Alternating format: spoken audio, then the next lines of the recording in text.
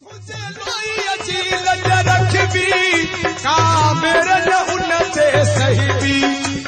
میری کہیں جے اکھ دی سا اکھ انہیں یتم کٹھ بھی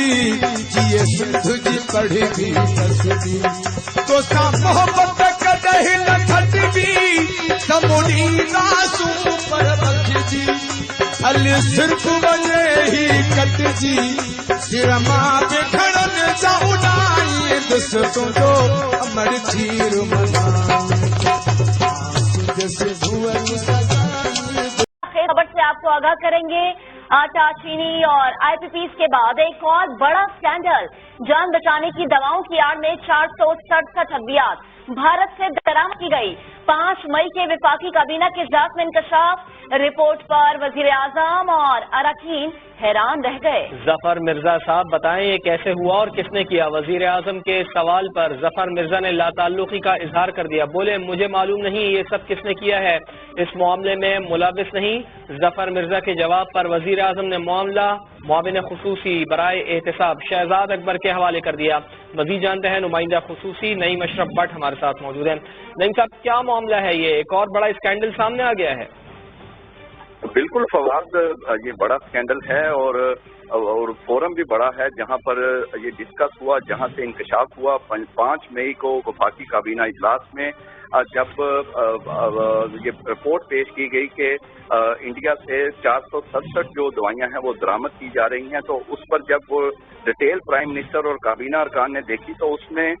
وٹامن کی گولیاں تک شامل تھیں جو کہ انڈیا سے منگائی جا رہی ہیں، حالانکہ ادھر وہ آسانی سے اویلیبل ہیں، ادھر سے اپنا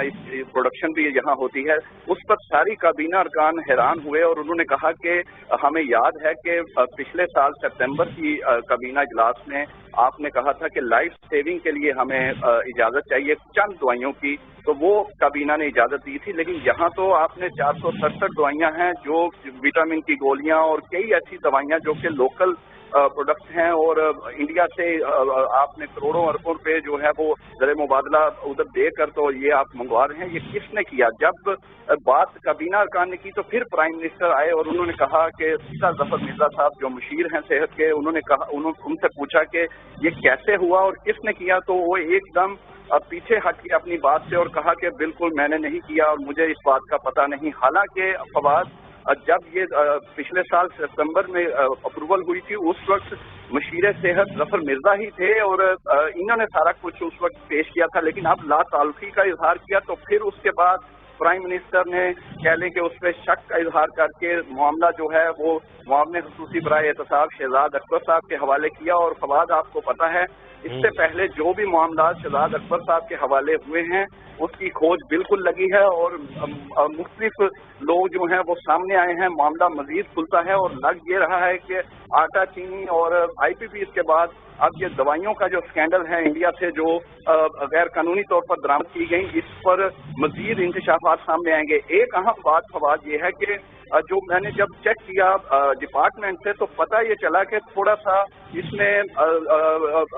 مس گائیڈ بھی کیا گیا کابینہ کو اس وقت کے جب لائف سیونگ کا کہا گیا تو ایک ٹیکنیکل ورڈ یوز کر لیا بعد میں نوٹیفکیشن میں جو وزیر صحت کے محکمے کی جانب سے ہوا، وہ یہ تھا کہ اس میں ایک ٹیکنیکل ورڈ یوز کرنے کے بعد اس میں یہ ساری چیزیں شامل کر لی گئی، لیکن جو کابینہ کو بریفنگ 2 سپتمبر کو دی گئی تھی اس میں لائف سیونگ کہا گیا تھا اور اسی کی ہی اجازت دی گئی تھی۔ لیکن اب یہ اتنا زیادہ جو زر مبادلہ انڈیا میں ان دوائیوں کا دیا گیا جو کہ یہاں پر آسانی سے اویلیبل تھی، لائف سیونگ کا اس سے کوئی تعلق نہیں تھا، اور ابھی یہ بھی پتہ لگنا ہے کہ آیا یہ دوائیاں آئی بھی ہیں نہیں آئی، جیسا کہ آپ کو پتہ ہے کہ چینی کا اور جب معاملہ جب کھلا تھا تو پتہ چلا کہ وہ تو چینی گئی ہی نہیں، ایکسپورٹ بھی نہیں ہوئی اور وہ افغانستان سمگل ہوگی۔ اسی طرح یہ بھی اب پتہ لگے گا کہ یہ دوائیاں جو ہیں آیا یہ 467 جو ہیں یہی آئی ہیں نہیں آئیں یا اس سے زیادہ ہیں۔ بہت اہم یہ خبر ہے اور بڑی تفصیل سے آپ نے ہمیں اس کے بارے میں آگاہ کیا۔